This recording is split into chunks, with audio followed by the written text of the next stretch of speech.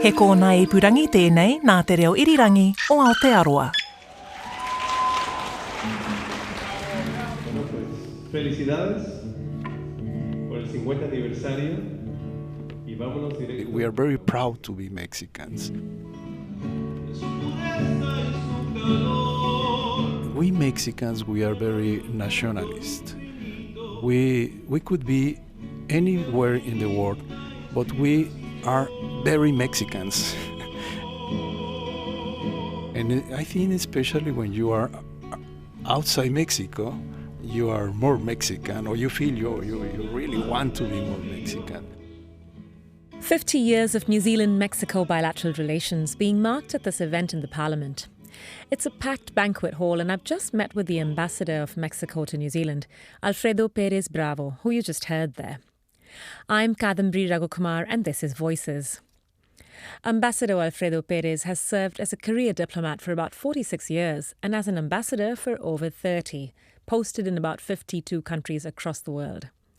But in that really extensive career he's held, he tells me that New Zealand is a strong favourite so far. And coming to New Zealand was not expected for me.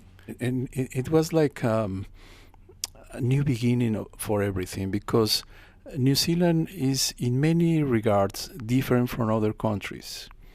I call New Zealand a stress-free country. Can you imagine? I'm from Mexico City, 24 million people in the city. Over the past 4 years, the ambassador has been working closely with the diaspora, as well as organisations like the Latin American Centre for Asia-Pacific Excellence, or LATAM CAPE, to further bilateral relations between the two countries.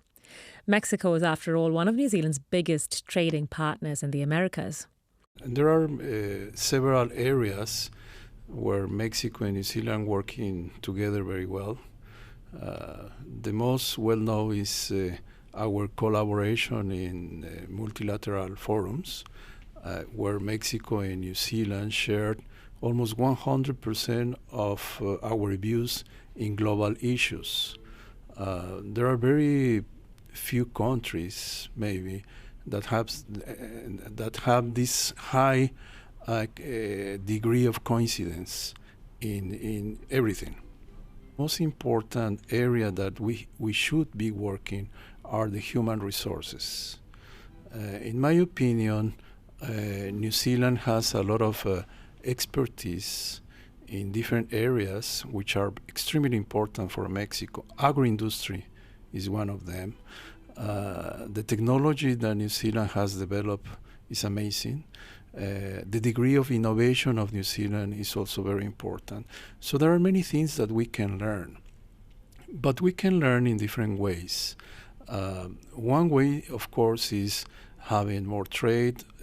Other way is to have a very active technical cooperation program.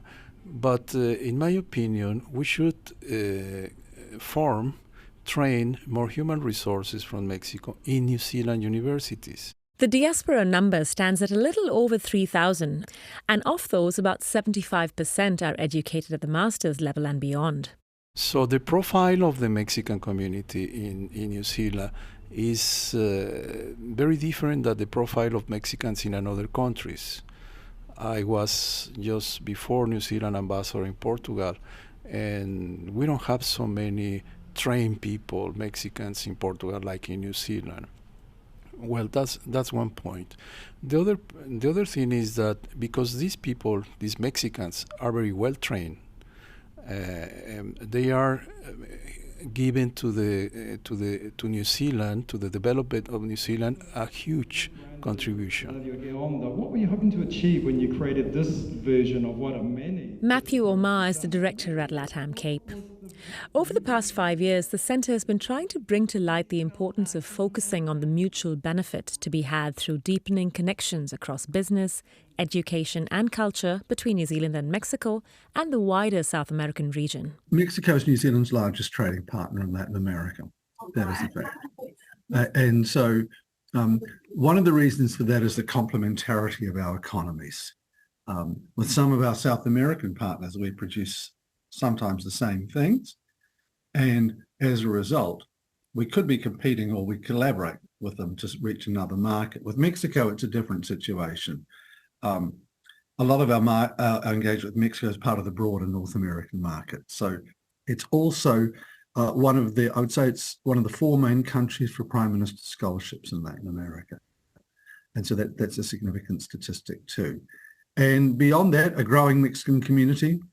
So the point is to actually help people see that they're not alone, that there is a mesh which can be built upon. It's just a case of slowly building it. And we hope that at some point they'll reach something approaching a tipping point where people will actually become more conscious that there is a wide-ranging relationship, that it is multifaceted at multi-levels. After a really successful few years, the Centre's project that's helped bridge New Zealand and Latin America wraps up this year. I think if we're going to leave a legacy, which I want us to leave, that's the primary way I think we reach the community. We elevate the profile, so they talk not just among themselves, but their contribution or potential contribution to wider society can be more broadly known.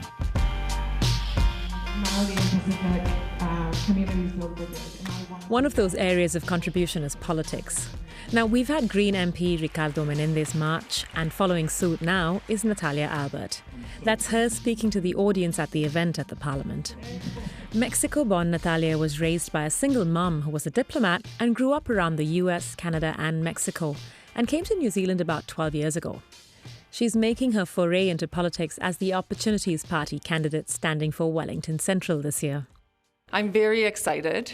I feel like even though it was unexpected for me to be running for the Opportunities Party, I've been preparing myself for this. In what way? I've been studying political science for 10 years in New Zealand, very focused in the New Zealand context, understanding the interface between the bureaucracy and the public service and Parliament. I've also been doing a lot of work with migrants through nonprofit work and advocacy group, and I've also been a public servant for 12 years. And so I feel my perspective is very well aligned right now to go into politics and support the debate in being more balanced, which I think is what's missing, which is what motivated me to run. So particularly if you had to outline 3 issues that you think you would really like to be able to focus on and that you're determined to focus on, what would those be?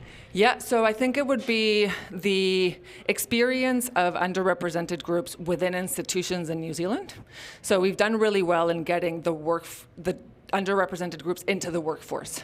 But there's a lot of opportunities and barriers at the moment while they're in the workforce, regardless of the sector. And I would really like to focus on underrepresented groups once they're in the workforce, and how to get them to get to those influential levels where they can earn more money and have more influence. Groups that are struggling to thrive within institutions and to get to those top tier roles with the higher salaries, because at the moment I don't think that those barriers are being addressed.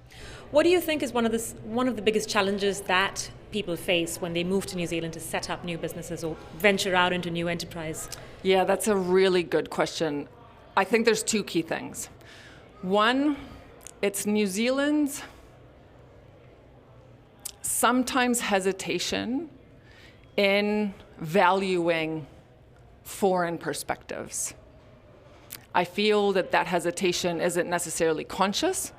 I don't think you'll find many people that individually would say that they have hesitation towards that, but as a system, as a country, there is a hesitation to value perspectives from foreign people.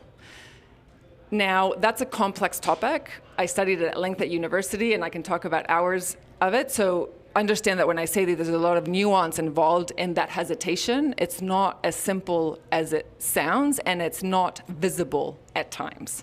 But there is that hesitation from employers, from social groups, from friends and family, from companies to value people's multiple languages, multiple religions, different perspectives, multiculturalism. I consider myself to be half American, half Canadian, and half Mexican. I have strong values from all those countries. And so when you try and box me into either Mexican or Latin American or ethnic, I can't fit and I can't see myself. And it's really difficult for me to then talk to employers. The second thing I think people struggle with is understanding how to move up. So how the salary bands work, how the sectors work, what to say in an interview, what's the script, what's the word that Kiwis want to hear to feel a sense of relief and trust in you. And because we come from such different countries that have completely different cultures, we say things that maybe employers just don't resonate with, and it's a language thing, it's a vocabulary thing. And I think those two things are the biggest barriers to migrants at the moment. So you're not the first Mexican to enter politics I'm into not. New Zealand. I mean, Ricardo Menendez March is an incredible role model. I'm very happy he got elected. I'm standing on his shoulders. I was motivated to run because he was already there. So I appreciate the ground that he's laid for people like me. What do you hope for the future of this community in New Zealand, and as well as bilateral relations? Well, I have big hopes. I have been close to the Mexican and Latin American community in Wellington over the past 12 years, and my experience is that they leave. They leave because they can't establish themselves professionally, because the immigration pipeline is very complicated, because socially they can't integrate into the lifestyle of New Zealanders, from not being able to find a partner or know how to communicate with a partner, to finding a job, to keeping a job. I've heard every single story under the bridge, especially for Latin American community. And these are really highly educated, competent, well-speaking, fluent in English community members that struggle a lot for some reason. And I would like to be able to bring that to the decision-making tables, to this building, to the policies that are being designed. And hopefully together, cross-party, cross-sector, we can do a lot more for our community. Ibrahim Omer of the Labour Party, Tamatha Paul of the Green Party, and Scott Sheeran of National are the other MPs that Natalia's up against. I see them as good as ever, to be honest. I feel like if Grant Robertson and James Shaw were still running, I wouldn't be this optimistic. I'd probably be a bit more intimidated, and I might not have even run. But because both of them stepped down, there's a vacuum, right? There's an area that needs to be filled by fresh voices and fresh perspectives. And even though the Greens and Labour have a legacy success rate in Wellington Central, I think because of what's happened over the past 3 years with COVID and the rise of dis and misinformation and the polarization, there's a lot of appetite to listen to new perspectives, and I think I can fill that void quite successfully. What do you think is the biggest void in Wellington Central that you can fill? I think the balanced conversation. I think it's tipped. I mean, our council, the Wellington City Council and the Greater Wellington Regional Council are very green, and I can fill that void by balancing that conversation and bring the more conservative, more right-wing voters to the table, which I absolutely think need to be considered in any decision, regardless of how progressive they are. And I agree with most of the what of the Greens and Labour, but I think I can contribute on the how to do it in a way that we don't lose people, we don't keep polarizing older populations from younger populations, conservative populations from progressive populations. I think there's more a need now than ever to be the voice that says, I will work with anybody because I'm here to represent as many people as possible, regardless of their views, because we all live here. From Mexico to New Zealand, some of the prominent voices in the Mexican diaspora here, including Ambassador Alfredo Pérez Bravo and Natalia Albert. Big thanks to the Latin American Center for Asia-Pacific Excellence at Victoria University and Matthew Omar as well.